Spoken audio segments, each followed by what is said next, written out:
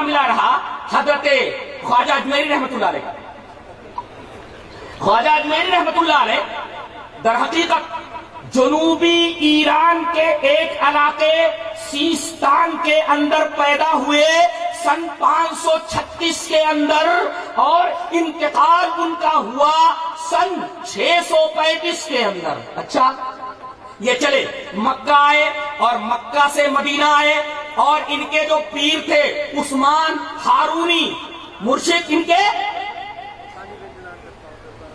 عثمان ہارونی جب مدینہ آئے تو ان کے پیر نے کہا دیکھو یہ سامنے نبی کی قبر ہے، سلام کرو، سلام بھیجو. دیکھو یہاں ایسا ہوتا ہے نا، پیرا نمی پرند مریدا می پرارند، پیر لوگ نہیں اڑتے ہیں، مرید لوگ ان کو اڑا دیتے ہیں. کہا کہ سلام کر میرے بچے، کہا کہ السلام علیکم یا سید المرسلین، سلام ہو تم پر اے سید المرسلین. قبر سے آواز آئی وعلیکم السلام یا سلطان الہند. پیرا نمی پرند مریدا می پرارند، پیر لوگ نہیں اڑتے ہیں، مرید لوگ ان کو اڑا دیتے ہیں یا سلطان الہند. اچھا پھر یہ بیچارے سن 586 کے اندر، اگر میں حافظہ غلطی نہیں کر رہا تو سن 586 کے اندر یہ لاہور آئے، لاہور سے یہ ملتان آئے، اور ملتان کے اندر یہ 5 سال تک رہے. وہاں انہوں نے سنسکرت سیکھی، سنسکرت کے ماہر تھے اور میرے ساتھ جی راجپوت لوگ آئے، ان کے سامنے سورہ اخلاص کی تفسیر انہوں نے سنسکرت میں کی تھی. سنسکرت زبان کے ماہر تھے وہ، جی سنسکرت زبان کے ماہر تھے وہ. اور زبان جہاں تک معاملہ ہے قبر سے جواب آنے کا بالکل صحیح نہیں ہے، اس لیے کہ بات حدیث کے خلاف ہے. حدیث اس طرح وعن ابی ہریرہ رضی اللہ تعالی عنہ قال قال رسول اللہ صلی اللہ علیہ وسلم انا سید ولد آدم یوم القیامہ واول من ينشق عنه القبر واول شافع واول مشفع. رواه مسلم فی کتاب الفضائل. حضرت امام مسلم رحمہ اللہ اس حدیث پاک کو ایسے کتاب الفضائل کے اندر لائے. حضرت ابو ہریرہ فرماتے ہیں کہ جناب محمد رسول اللہ صلی اللہ علیہ وسلم نے ارشاد فرمایا کہ میں قیامت کے دن تمام اولاد آدم کا سردار، اور سب سے پہلے میری قبر پھٹے گی. اس کا مطلب قیامت سے پہلے سورہ اسرافیل سے پہلے آپ کی قبر پھٹے گی ہی نہیں، اور جب قبر پھٹے گی ہی نہیں تو جواب باہر آنے کا سوال ہی پیدا نہیں ہوتا. لہذا حدیث پاک سے ثابت ہوا کہ یہ کہانی بنا لی گئی ہے. پیرا نمی پرند مریدا می پرارند، پیر لوگ نہیں اڑتے ہیں، مرید لوگ ان کو اڑا دیتے ہیں. اور غزنی آئے، غزنی میں بتایا جاتا ہے کہ ان کو خواب دکھایا گیا، نبی کریم صلی اللہ علیہ وسلم خواب میں آئے. یہ بھی بالکل جھوٹی بات ہے، غلط بات ہے. تو کہا گیا کہ آپ ہندوستان جائیے. آپ ہندوستان آئے، دلی آئے. اس وقت پرتھوی راج جو ہے یہاں کا حکمراں تھا، اس سے ملاقات کی، اور انہوں نے اجمیر کو اپنی دعوت و تبلیغ کا مرکز بنایا، اور آج وہی وہ آسودہ خاک ہیں. انہوں نے یہ نہیں کہا تھا کہ میرے مرنے کے بعد میری قبر پکی بنا لینا اور میری پوجا کرنا. جی اگر وہ راجپوتوں کو ان کے دربار میں ان کے پاس آتے ہیں وہ تو سورہ اخلاص کی تفسیر کرتے ہیں. وہ سورہ اخلاص پوری کی پوری توحید کے اوپر ہے. سورہ اخلاص کی تفسیر وہ سنسکرت کے اندر بیان کرتے تو کیسے کہہ سکتے کہ میرے مرنے کے بعد تو مجھے کارساز بنا لینا اور مجھے مشکل کشا مان لینا، مجھ سے درخواست کرنا میری بگڑی بنا دینا؟ یہ کیسے سکتا؟ جو بات انہوں نے کہی ہے.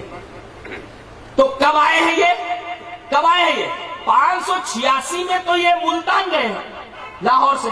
اچھا اور ملتان 5 سال رہے، تو 86 کے اندر 5 سال اور بڑھا دیجیے، یہی کوئی 592 وغیرہ کے اندر وہ ہندوستان آئے. نبی کریم صلی اللہ علیہ وسلم کے 500 سال بعد، اور اسلام تک پہنچا ہے سن 15 کے اندر آ گیا تھا. صحابی آ گئے تھے، اور یہی نہیں بلکہ محمد بن قاسم آ گئے تھے سن 92 کے اندر. جی اور 3 سال تک ادھر ہی رہے. اور ایک واقعہ بیان کر کے میں بات کو ختم کروں گا.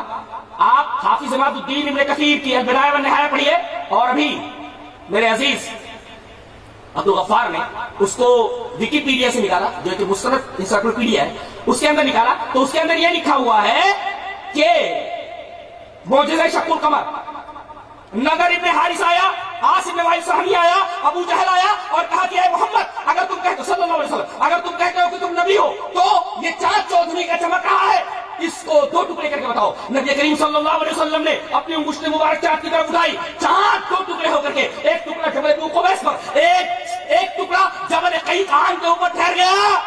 اس کے بعد بھی ایمان نہیں لائے. حقیقت یہ ہے کہ اگر آدمی حق کو قبول نہ کرنے کا فیصلہ کر چکا ہو تو آسمان سے اگر فرشتوں کو اترتا وہ دیکھ لیا، مردے اس سے بات کرنے لگے، وہ ایمان نہیں لاتا. اگر آدمی حق کو نہ قبول کرنے کا ذہنی فیصلہ ہوا دیکھ لے، یا مڑ کے اس سے بات کرنے لگے تو وہ ایمان نہیں لاتا، ایمان نہیں لاتا جی۔ تو جب یہ چاند دو ٹکڑے ہوا جی، اس وقت کیرالا میں ایک جگہ کا نام ہے کوڈنگلور نا، کوڈنگلر ایسا کچھ نام، کوڈنگلر نام اس کا۔ وہاں ایک راجا تھا چیرامن پیرومل جی، اور ان کے خاندان کے ابھی ایک صاحب موجود ہیں، ان کی تصویر بھی موجود ہے انٹرنیٹ کے اوپر، دیکھ لیجیے آپ، وہ بھی مسلمان ہو چکے تھے، وہ اسی خاندان کے ہیں، اور اس مسجد کی تولیت انہی کے ہاتھ میں جی۔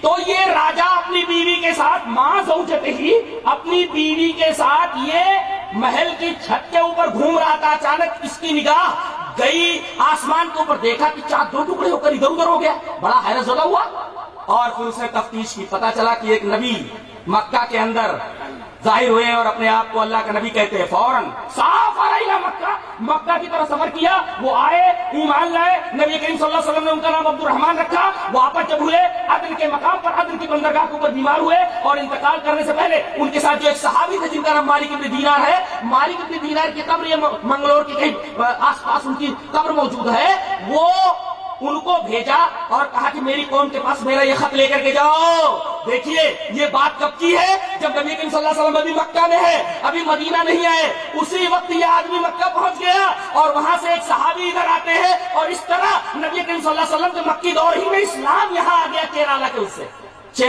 اس مسجد کا نام ہے مسجد مالک، اور اس مسجد کا نام ہے مسجد چیرامن، یہ مسجد کا نام ہے مسجد چیرامن پیرومل، یہ مسجد ابھی موجود ہے، میں نے پورا نکالا اس کا، عجیب و غریب مسجد ہے، اور اس کے اندر چراغ ہے، ایسے عجیب و غریب قسم کا چراغ ہے۔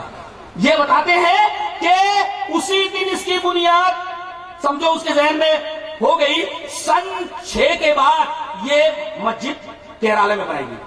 اب یہ کہنا کہ انگریزوں کے زمانے سے پہلے اہل حدیث اپنی مسجد بتائیں، ہم پوچھتے ہیں کہ سن 80 سے پہلے کس کی مسجد ہے؟